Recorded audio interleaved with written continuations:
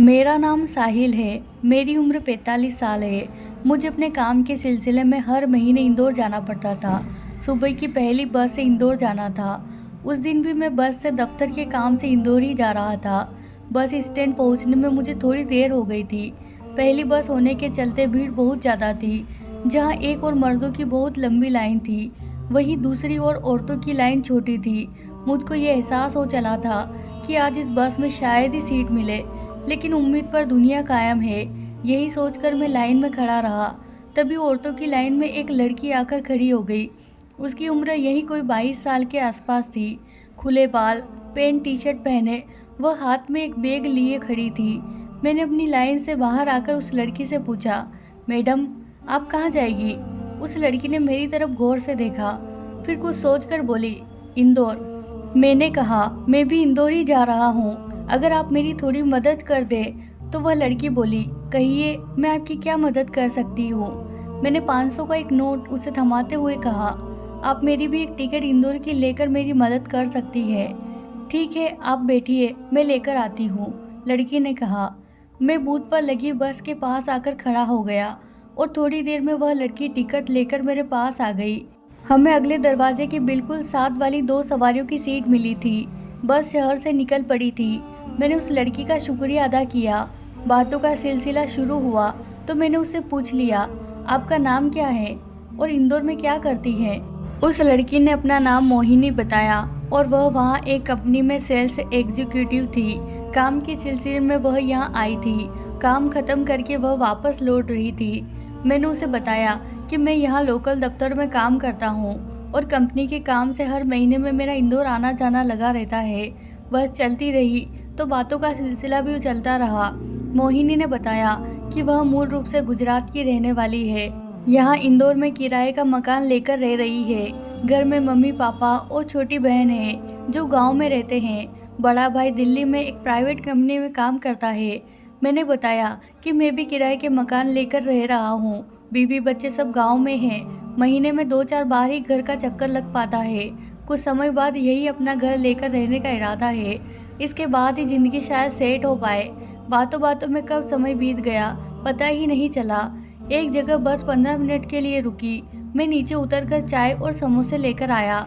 जब तक चाय पी तब तक बस चलने को तैयार हो गई। बातों का सिलसिला फिर से शुरू हो गया। हम दोनों ने घर, परिवार व दफ्तर तक की तमाम बातें कर ली। एक दूसरे को मोबाइल नंबर भी दे दिए। हालांकि मेरी उम्र उस लड़की की उम्र से तकरीबन 2 गुनी रही होगी, फिर भी उसने मुझे अपना दोस्त मान लिया था और मुझसे घर चलने को कहा था। मैंने उसे बताया, इस बार तो घर नहीं चल पाऊंगा क्योंकि ज़रूरी काम है। अगली बार जब भी मैं यहाँ आऊँगा तो सुबह नहीं शाम को आऊँगा। रात भर आपके यहाँ रुक कर जाऊँगा और अगर आपको हमारे यहाँ आना हो तो वैसा ही आप भी करना। इसी वादे के साथ हम दोनों रुखसत हुए। मैंने सुबह सुबह इंदौर दफ्तर पहुंचकर काम निपटाया और वापस बस में बैठकर घर की तरफ रवाना हुआ। बस रात के तकरीबन 10 बजे वापस पहुंची। बस अड्डे पर उतरकर मैं अपने मकान में पहुंचा ही था कि फ़ोन की घंटी बजी। देखा तो मोहिनी का ही फ़ोन था। उठाया तो मोहिनी ने पूछा, घर पहुंच गए ठीक ठाक? मैंने कहा, हाँ, अभी अभी घर पहुंचा हूँ। मोहिनी ने कहा, चलो ठीक है, नहाओ खाओ पियो, थक गए होंगे, और फ़ोन काट दिया। अब मोहिनी से हफ्ते में एक आध बार तो फ़ोन पर बात हो ही जाती थी। धीरे धीरे यह दोस्ती गहरी हो रही थी। 1 महीने बाद फिर से मुझको दफ्तर के काम से इंदौर जाना पड़ रहा था। मैंने मोहिनी से बात की तो उसने कहा, आप शाम को ही आ जाओ, सुबह जल्दी उठने में दिक्कत नहीं होगी और इसी बहाने आपके साथ रहने का मौका मिल जाएगा। मैंने दोपहर की बस पकड़ी तो रात को 8 बजे इंदौर पहुंच गया।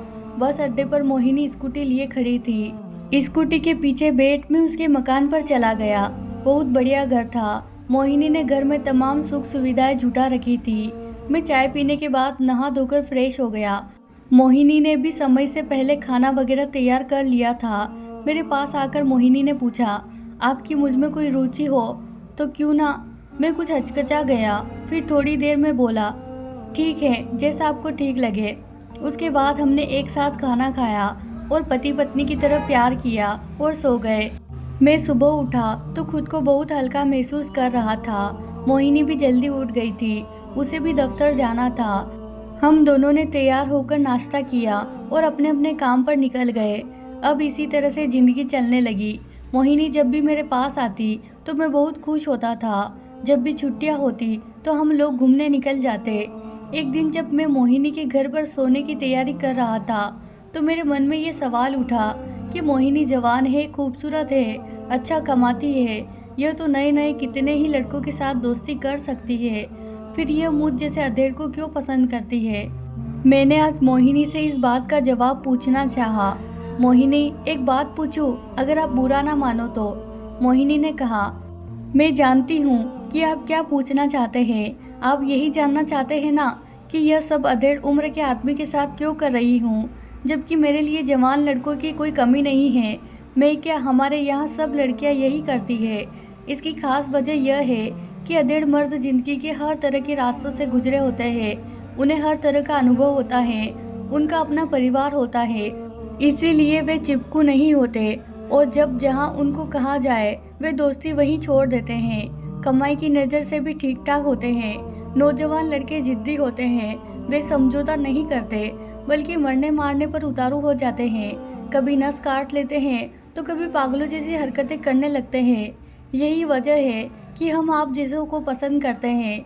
मेरी और मोहिनी की दोस्ती तकरीबन 3 साल तक चली। उसके बाद मोहिनी ने शादी कर अपना घर बसा लिया और दिल्ली शिफ्ट हो गई। मुझको भी उसका छोड़ना बिल्कुल गलत नहीं लगा। आज मोहिनी से मेरा कोई राब्ता नहीं होता, पर मैं खुश हूँ। दोस्तों, ये कहानी किसी के मन को ठेस पहुँचाना नहीं है। इस कहानी का सच्चाई से कोई लेना देना नहीं है, बस मनोरंजन के लिए इसे चलकड़ी चैनल द्वारा लिखा गया है। तो प्यारे दोस्तों, ये थी हमारी आज की कहानी। अगर कहानी पसंद आई है तो इसे लाइक कीजिए और चैनल को सब्सक्राइब करना ना भूलें।